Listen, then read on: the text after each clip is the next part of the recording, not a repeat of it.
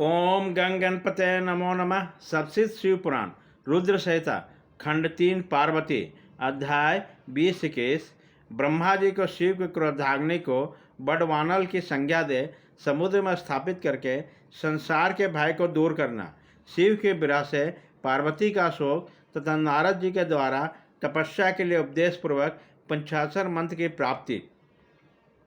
नारद ब्रह्मा जी कहते हैं, नारद, जब भगवान रुद्र के तीसरे नृत्य से प्रकट हुई अग्नि ने कामदेव को शीघ्र जलाकर भस्म कर दिया, तब वह बिना किसी प्रयोजन के ही प्रज्वलित हो सब ओर फैलने लगे।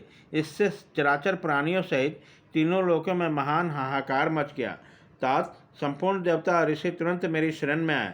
उन सबने अत्यंत व्याकुल होकर मस्तक झुकाकर दोनों हाथ जोड़े मुझे प्रणाम किया और मेरी स्तुति करके वो दुख में निवेदन किया। यह सुनकर मैं भगवान शिव का स्मरण करके उसके हेतु का भली भांति विचार करके तीनों लोकों की रक्षा के लिए विनीत भाव से वहां पहुंचा। वह अग्नि ज्वालमालाओं से अत्यंत उद्दीप्त होकर जगत को जला देने के लिए उद्यत थे, परंतु भगवान शिव की कृपा से प्राप्त हुए उत्तम तेज के द्वारा मैंने उसे तत्काल स्तंभित कर दिया। मुनि, त्रिलोकी की दग्ध करने की इच्छा रखने वाली उस क्रोधमय अग्नि को मैंने घोड़े के रूप में परिणित कर दिया, जिसका मुख से सौम्य ज्वाला प्रकट हो रहे थे। भगवान शिव की इच्छा से वो वाग्मय शरीर घोड़े वाली अग्नि को लेकर मैं लोकहित के लिए समुद्र तट पर गया। मुने मुझे देखकर समुद्र एक दिव्य पुरुष का रूप धारण करे के हाथ जोड़े हुए मेरे पास आया और मुझ संपूर्ण लोकों को पितामह की भांति विधिवत स्तुति वंदना करके सिंधु ने मुझ पर प्रसन्नतापूर्वक कहा। सागर बोले, सर्वेश्वर ब्रह्मन, आप यहाँ किस लिए पधारे हैं? मुझे आपका सेवक समझकर इस बात को प्रीतिपूर्वक कहिए। सागर की बात सुनकर भगवान शंकर का स्मरण करने वाली लोकहित का ध्यान रखते हुए मैंने उनसे प्रसन्नतापूर्वक कहा, तात समुद्र, तुम बड़े बुद्धिमानी और संपूर्ण लोक के हितकारी हो। मैं शिव की इच्छा से प्रेरित हो हार्दिक प्रीतिपूर्वक तुमसे कर रहा हूँ। यह भगवान महाश्वर का क्रोध है, जो महान शक्तिशाली अश्व के रूप में यहाँ उपस्थित है। यह कामदेव को दग्ध करके तुरंत ही संपूर्ण जगत को भस्म करने के लिए उद्यत हो गया। यह देख पीड़ित देवताओं की प्रार्थना से मैं शंकरेच्छावश वहाँ गया और इस अग्नि को स्थापित कर दिया। फिर यह घोड़े का रूप धारण किया और इसे लेकर मैं यहाँ आया। जलाधार, मैं जगत को दया करने का यह आदेश दे रहा हूँ। इस महेश्वर को क्रोध को वो जो वाडों का रूप धारण करके मुख से ज्वाला प्रकट करते हुए खड़ा है, तुम प्रलय काल पर्यंत धारण किए रहो।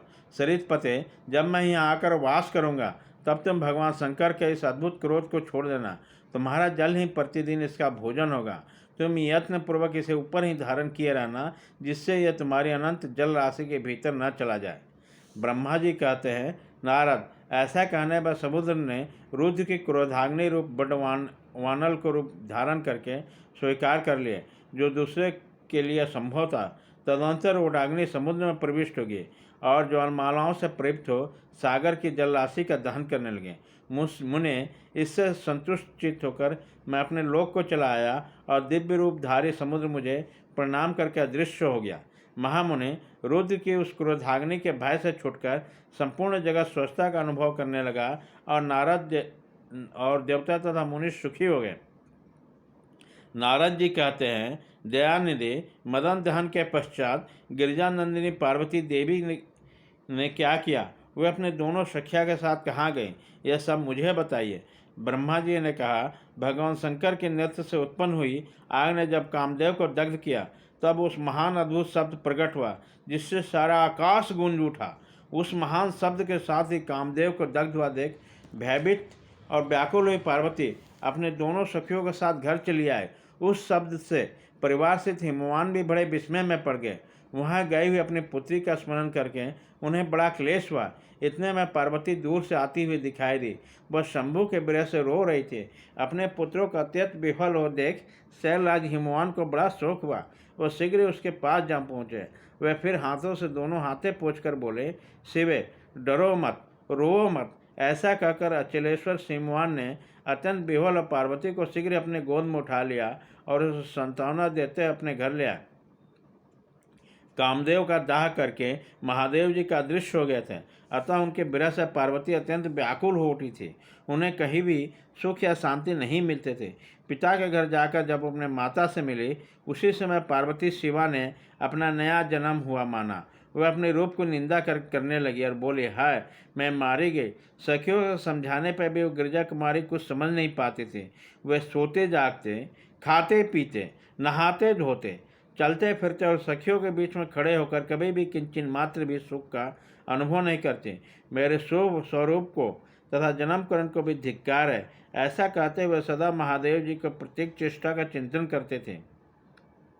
इस प्रकार पार्वती भगवान शिव के विरह से मन ही मन अत्यंत क्लेश का अनुभव करती और किंचन मात्र से भी सुख नहीं पाती। वह सदा शिव शिव का जप किया करते थे। शरीर पिता के घर में रहकर वह चित्त से पिनकधारी भगवान शंकर के पास पहुंची रहती थे। तात शिवा शोक मग्न होकर बारंबार मूर्छित हो जाते थे। शैलराज हिमवान और उसकी पत्नी मेनका तथा उनके मेनाक आदि सभी पुत्र जो बड़े उदार चेता थे, उन्हें सदा संतावना देते रहते थे, तथापि वह भगवान शंकर को भूल न सके। बुधेश्वर देवर से तदनंतर एक दिन इंद्र की प्रेरणा से इच्छानुसार घूमते हुए तुम हिमालय पर्वत पर गए। उसी समय महात्मा हिमवान ने तुम्हारा आदर सत्कार किया और कुशल मंगल पूछा। फिर तुम उनके दिए हुए उत्तम आसन पर बैठे। तदनंतर शैलराज ने अपने कन्या का चरित्र को आरंभ से ही वर्णन किया। किस तरह उसने महादेव जी की सेवा आरंभ की और किस तरह उनके द्वारा कामदेव का दहन किया, यह सब कुछ बताया। मुने यह सब सुनकर तुमने गिरिराज से कहा, शैलेश्वर भगवान शिव का भंजन करो। फिर उससे विदा लेकर तुम उठे और मन ही मन शिव का स्मरण लेकर शैलराज को छोड़ शीघ्र ही एकांत में काली के पास आ गए। मुने तुम लोकोपकारी ज्ञानी और शिव के प्रिय भक्त हो, समस्त ज्ञानवानों के श्रीमणि हैं, अतः काली के पास आकर संबोधित करके उसी के हित में स्थित हो सादर या सत्य वचन बोले। नारद जी ने तुमने कहा, कल के तुम मेरी बात सुनो, मैं दयावश सच्ची बात कह रहा हूँ। मेरा वचन तुम्हारे लिए सर्वथा ही हितकर, निर्दोष तथा उत्तम काम्य वस्तुओं को देने वाला है। तुमने यहाँ महादेव जी के सेवा अवश्य किए थे, परंतु वे बिना तपस्या के गर्भयुक्त होकर किए थे। दीनों पर अनुग्रह करने वाले शिव ने तुम्हारे उस गर्भ को नष्ट कर दिया। शिव तुम्हारे स्वामी महेश्वर विरक्त और महायोगी है। उन्होंने केवल कामदेव को जलाकर जो तुम्हें सकुशल छोड़ दिया, उसमें यही कारण है कि वह भगवान वत्सल है। अतः तुम उत्तम तपस्या में संलग्न होकर चिरकाल तक महेश्वर की आराधना करो। तपस्या से तुम्हारा संस्कार हो जाने पर रुद्रदेव तुम्हें अपनी सहधर्मिणी बनाएंगे और तुम भी कभी उन कल्याणकारी शंभु का परित्याग नहीं करोगे।